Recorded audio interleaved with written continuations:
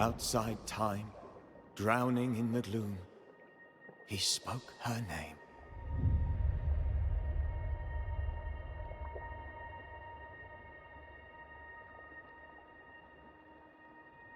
Take me instead, he screamed, soundless, to the cold and silent waters. Out beyond the black veil of death, something heard his cries and reached for him. Don't Nod is a name for many synonymous with emotional stories and games that let your decision change the course of the story in a significant way. Recently, the French studio has been exploring many different genres, thus I think it would be a disservice to simply mention them as the developers of Life is Strange. So today we're looking at Banishers, Ghosts of New Eden, where a pair of ghost hunters will be tasked with exploring a region of America in the late 1600s, trying to undo a terrible curse. Is it worth making the important and life-changing decision to get your hands on it? Well, let's exorcise those demons and find out.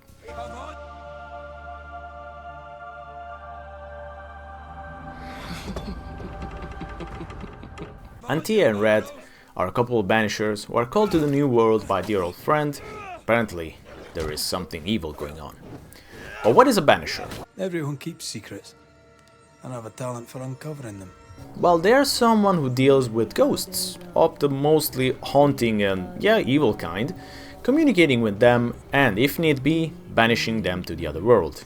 Soon after arriving to the new world, Red and Antia will find out about the evil that is afoot, which is the Nightmare, a huge evil ghost spreading their infected limbs all over the land.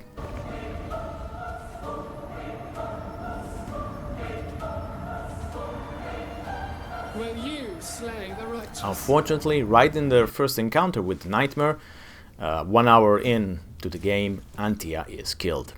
And Red wakes up in an unfamiliar place, but soon finds out he can still see and interact with her lover's ghost. That is when they make a pact. Will you swear an oath to Antia to bring her back to life, or will you just promise to act as a responsible Banisher? We play the game as Red, for the most part, and it's a classic action-adventure with RPG elements, so if you're thinking the modern God of War, yeah, you're definitely on the right track. We will explore the territory and fight ghosts and apparitions several times, in an arena-like fashion, in that you have to kill everyone before you get to leave. Of course, they leave behind items, which you can use to improve your equipment, and the more you kill, the more you gain new levels and abilities, of course. But you're not alone, because Antia brings a different flavor of combat, and you can switch between the two of them mostly anytime, and they balance their combat skills, but we'll look at combat a little bit later. Anyway, Antia can also be useful because you get to explore and unlock new parts of the world using your abilities and also find new secrets and rare items. So far I would say nothing out of the ordinary, but the investigations are where Banishers start to show its strength. So we'll meet several people in the new world, and most of them will be haunted by ghosts, so we'll be asked to rid them of these haunting presences.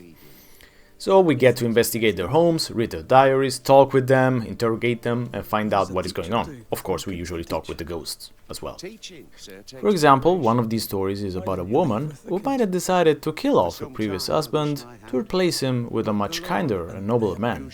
But this man has also taken the identity of the ghost, who is now quite angry about it. So what will you decide to do once the story is complete? Once you know everything? Will you blame the wife? Or will you just banish the ghost? You can also ascend the ghost, which is kind of a good version of getting rid of it. So basically banishing is just a very cruel punishment, even for a ghost. Well, ascending it is kind of a good way of putting it. Or, yes, you can blame the human. Those are your 3 choices in all the investigations at the end. But how do you talk to ghosts? Well, we use rituals, and these rituals are carried out using ingredients such as petals, flowers, mushrooms, and we have several choices like revealing an echo, revealing a ghost, or manifesting a scourge, which is, just a bunch of angry specters, and we use them mostly if you want to get some upgrades to your characters. Rituals left me a little bit confused in that I don't much see their point in the game. At best, this seemed to be an excuse to force the player to pick up ingredients as they explore, because Otherwise, failing to pick the right ritual at the right time does not really have any negative consequences. You just can try again right away. Later rituals also get you to traverse certain parts of the void, which is basically the afterlife, and open up more, fighting if you want to do it. I did not spend much time on those because we already have the Scourge fights in the real world, and I think for the most part those were enough. So let's see how combat works. So from the start, Red has a light and heavy melee attack, and it gets later a rifle, but that takes a few hours of gameplay. There's also a Banish attack, a special attack that recharges while eating enemies, and it's mostly useful against those tougher ghosts. But the way you attack is a little bit unflexible, in that once you have initiated a light or heavy attack, you cannot really stop or turn Red around. Feels like you're on a fixed track. Antea has similar attacks, and she also has some special moves like the leap, which makes her jump directly in front of the enemy that you wanna hit. But for the most part it's fine. But there are some balance issues that I found. For example, I got through most bosses fine, using a kind of rifle which gets more powerful when Red is at full health. Plus I added combine with melee weapons which allow him to recharge health when killing smaller enemies. So basically I was almost always at full health and I could use a really powerful rifle from a distance to get rid of bosses. It worked great, but yeah, it's a little bit of a balance problem, I would say. But anyway, for the most part the combat works fine. But it's clearly not the main star here, especially when, other games of this genre do it in a much more varied and, balanced fashion. I would say Dontnod is improving on this, but they still have to work on it a bit.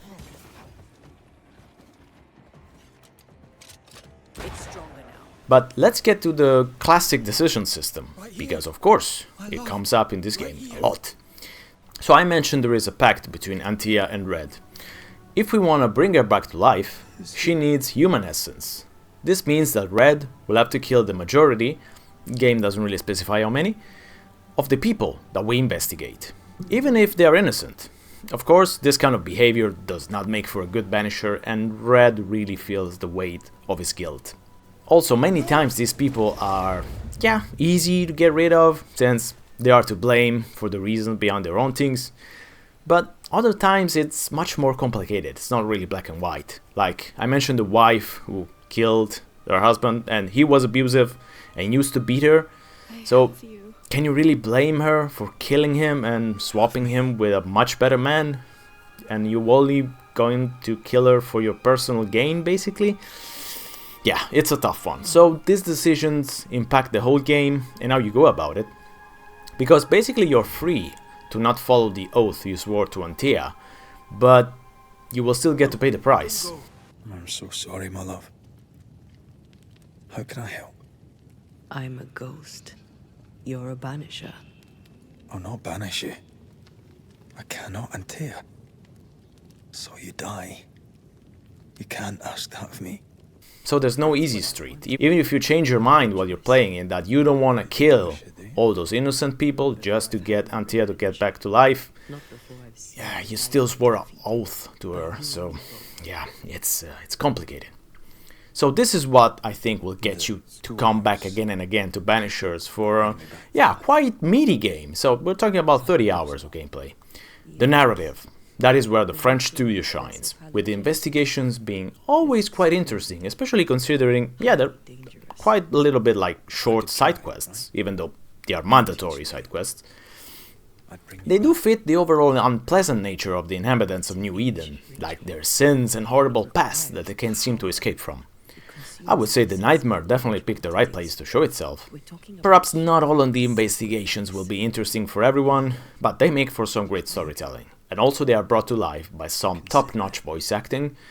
Of course, the two main characters are perfectly voiced. There's Amaka Okafor for Antea and Russ Bain for Red McReath. Perfect choices. But also the NPCs, great selection of accent and choices. They bring to life the late 1600 in a perfect way. I read your letter to Ruth. It's clear you loved her. Were you telling the truth about Alexander's infidelity? My name is Caleb Watson, and before God and all present, I swear that the letter I wrote to Ruth was a load of shite. Lusting for his beloved Ruth, I set out to ruin Alexander's name, 'cause I'm a greedy little prick. Also, the relationship between Red and Antea is where the writing really flexes its muscles. There are also many little details which I think add a lot to their relationship without really needing any explaining or conversation about them.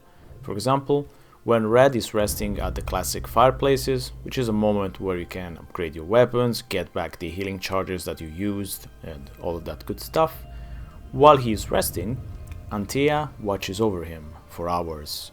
Because of course, she's a ghost, she doesn't need sleep, and I love that little watching over him detail. I think it tells a lot about how much they love each other. It's interesting because very early on we will be called to make a choice, like bringing her to life or letting her die.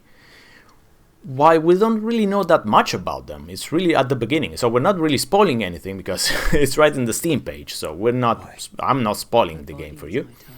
But this is Don Knott saying to the players, after this choice, we will describe you the love between these two characters. So you might decide if you want to go back on that choice, but if you want to go back on that choice, you have to pay the price. So it's a risk that Don Knott is taking, but also allows that flexibility to the player to not feel forced on like a single path, right? But they're always free to make a different choice after hours of playing than the decision they made at the beginning. But you're still gonna pay the price either way. So it's quite an interesting conundrum, I think.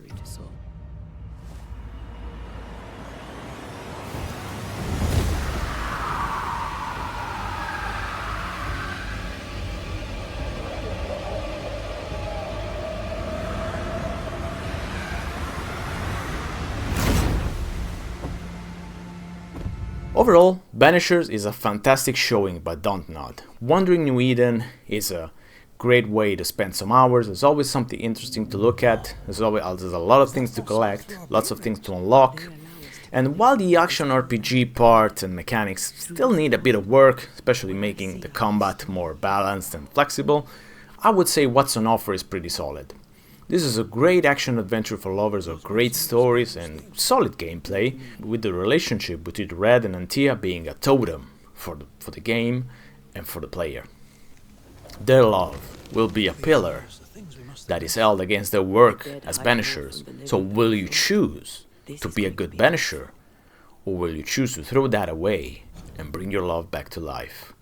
There's no easy choice, just like life or death in this case.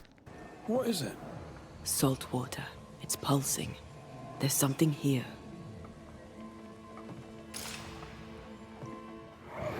Mine, all mine. Mine, all mine.